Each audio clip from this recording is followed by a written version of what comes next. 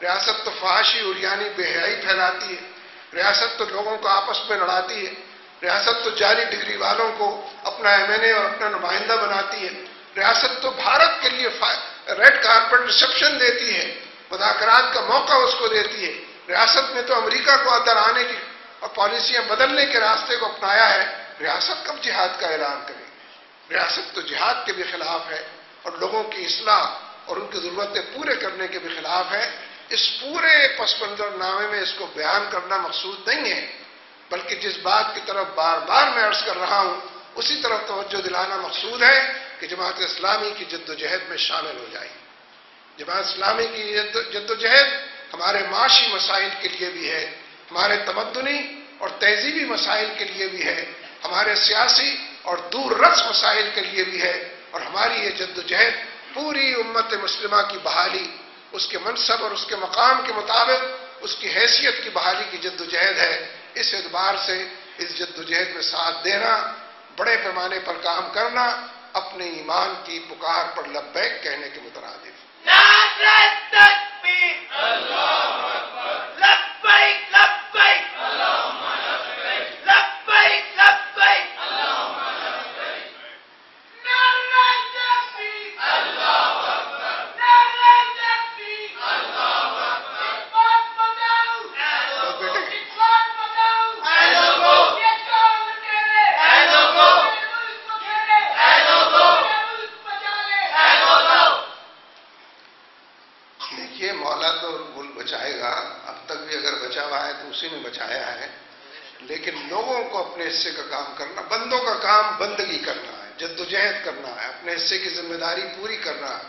بندوں کے رب کا کام خدائی کرنا ہے، اپنی مشیت سے فیصلے کرنا ہے، اور جد و جہد کو قبول کرنا ہے، اور تھوڑے کو بہت بنا کر قبول کرنا ہے۔ اس لیے میرے دوستو، حالات اور وقت کا تقاضا یہ ہے، اور دیوار پر لکھی ہوئی اٹل تحریر یہی ہے کہ میدان عمل کے اندر نکلا جائے، دعوت اللہ کا پیکر بنا جائے، لوگوں کو غفلت سے اٹھایا جائے، رجوع اللہ کی ان کو دعوت دی جائے۔ اور ایک آخری واقعہ سنا کر بات کو ختم کرتا ہوں کہ نبی اکرم صلی اللہ علیہ وسلم حجت الوداع کے موقع پر اپنی اونٹنی پر سوار، آپ نے خطبہ دیا، حجت الوداع کا خطبہ، تفصیل سے اس کے اندر آپ نے بات فرمائی۔ اس کے بعد آپ نے ارشاد فرمایا کہ لوگوں، کیا تم اس کی گواہی دو گے کہ میں نے اللہ کا پیغام تم تک پہنچا دیا؟ میں نے اس کی بات کو من و عن تمہارے دلوں پر دستک دے کر پہنچا دیا؟ میں نے وحی کے ذریعے نازل ہونے والی تعلیمات کو تمہیں سمجھا دیا، عملاً نمونہ بن کر اس کا دکھا دیا، اور معروف اور منکر کی کشمکش میں تمہارا کیا رول ہونا چاہیے، اور ظلم اور عدل کے معرکے میں تمہارا کس طرح حصہ ہونا چاہیے۔ لوگوں، میں نے یہ بات تم تک پہنچا دی۔ ہزار لوگ وہاں پر موجود تھے،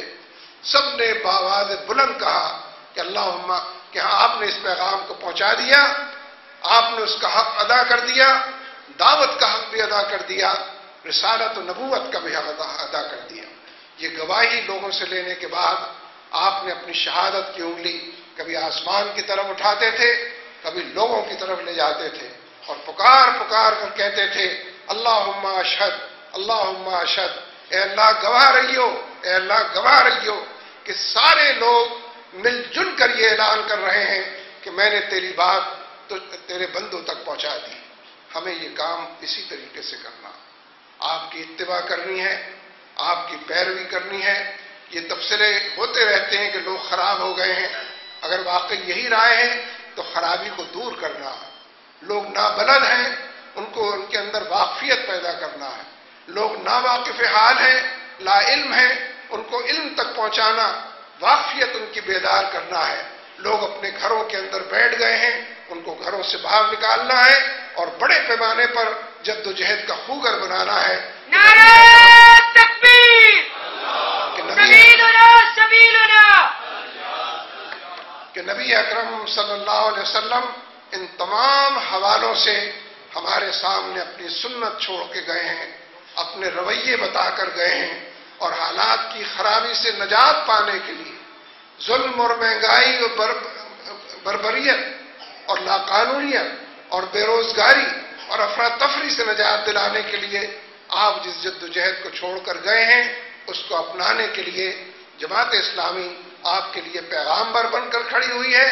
آپ سب جماعت اسلامی ہیں کہ آپ خود اس کام کو کریں گے کہ بحیثیت مسلمان اور امتی کے یہ ہمارا فرض اور ذمہ داری ہے. اللہ تبارک و تعالی ہمارا حامی و ناصر ہو. اقول قولی ھذا